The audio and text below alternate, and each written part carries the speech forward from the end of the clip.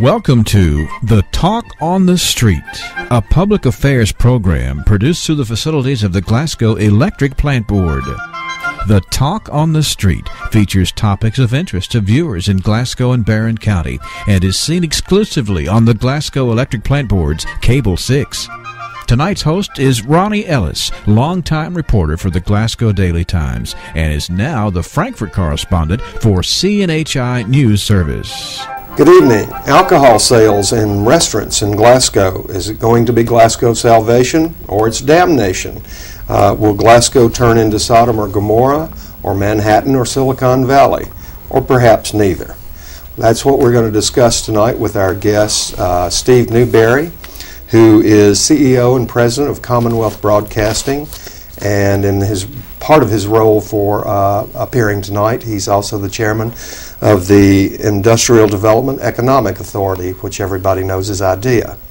Local attorney Walter Davis is with us. He is opposed to the measure on the November 6th ballot. Welcome, gentlemen. Thank you. Thank you. We do want to say one thing real quickly for our viewers on behalf of the Electric Plant Board. Electric Plant Board and Talk on the Street aren't pushing one side or the other of this issue. It's our desire to provide viewers and voters an informed debate by spokesmen for each side, and hopefully some factual information that will help you make your decision. I thought we'd just start, Steve, if we can start with you, by asking you briefly to tell the viewers why we should do this in Glasgow, why we should pass this measure. I'll be glad to, Ronnie, and I should, just in the interest of letting everyone know that I'm the pinch hitter. Judge Henry Dickinson was scheduled to do this and was a bit under the weather and asked me to substitute for him. And the other thing that I would say is I'm not a resident of the city of Glasgow. I spend most of my waking hours in Glasgow. That's where my business is, but I lay my head on the pillow every night in Highsville. So I'm not eligible to vote on that, and I want everybody to know that, but if I could, I certainly would. Well, I have known people out your way to claim that Glasgow is simply a suburb of Highsville. Well, we don't all think that way, but Highsville certainly has its own pride.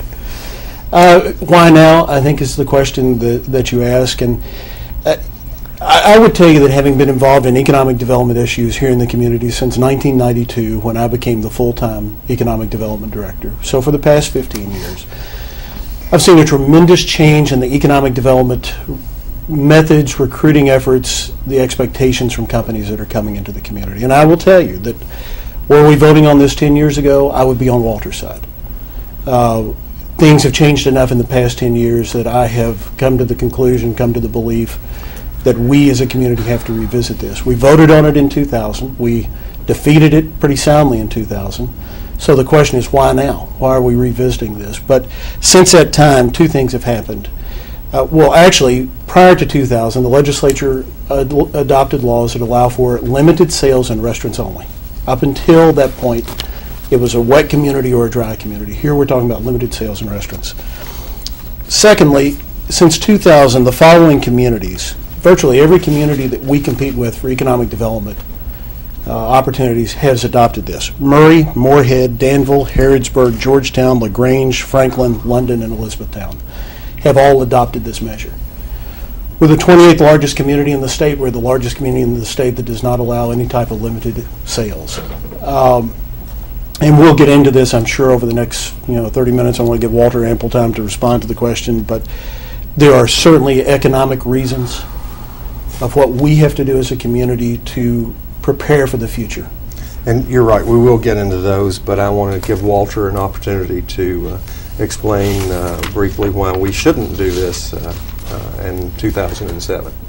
Well, Ronnie, I want to thank you for the opportunity to come to be on your program.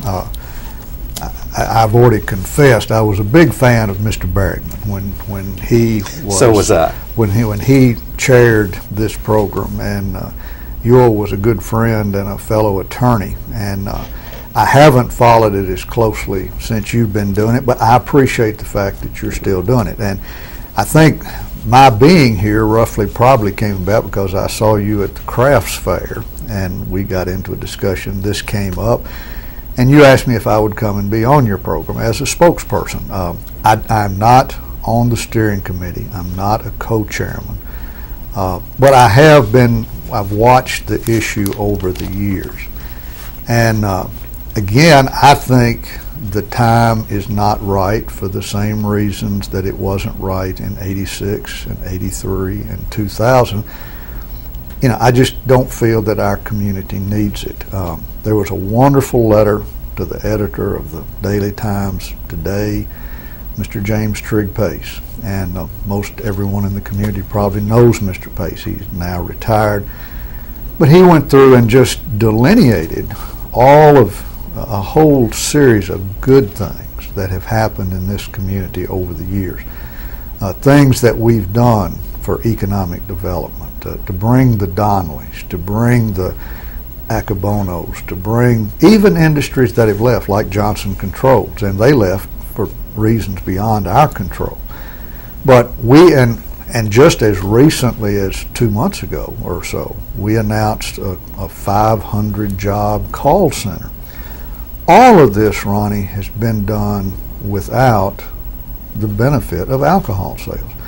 And yes, we may be more competitive, but we've done very well on our own. And I think there are a whole bunch of things, and I appreciate the work Steve has done over the years in economic development. Scott Luth, our most recent developer, has been like a bulldog getting the call center here. And there are a lot of things we can do.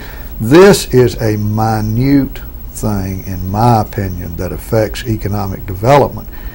And I think the question becomes, do you weigh the positives that might come, the promises of things that might come, against what I consider to be the obvious negatives in the area of cost and of family and of example for children. My children are all grown now and gone. Steve has a young son, and what our community says to him about whether or not you ought to consider using alcohol, beverage alcohol, I think is important. And I think that's the reason personally that I take a stand opposed to it. I'm not speaking necessarily for the committee that's out there that's formed, but I will give both what I consider to be my views and a spectrum of other views that relate to that. And Ronnie, if I could just add, I think Walter brings up some very good points.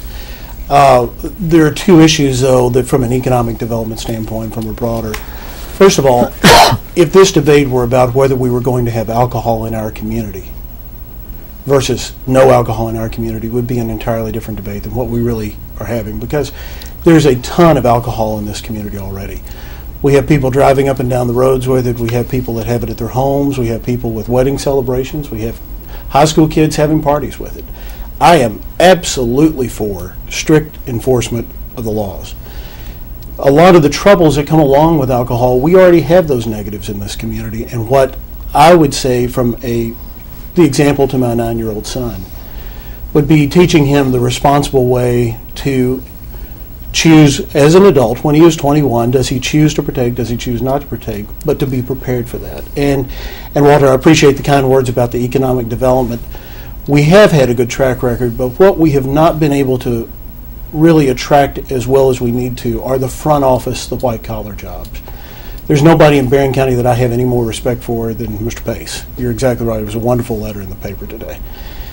And we were able to attract the front office jobs at Donnelly Corporation and the front office jobs at the Dana Corporation. But in recent years, we're having a very difficult time attracting senior management, design, engineering, those type jobs to our community. We get a lot of the assembly operations, but we have had great difficulty in recruiting the higher paying technical jobs because there is a concern about their ability to recruit people to live in our community.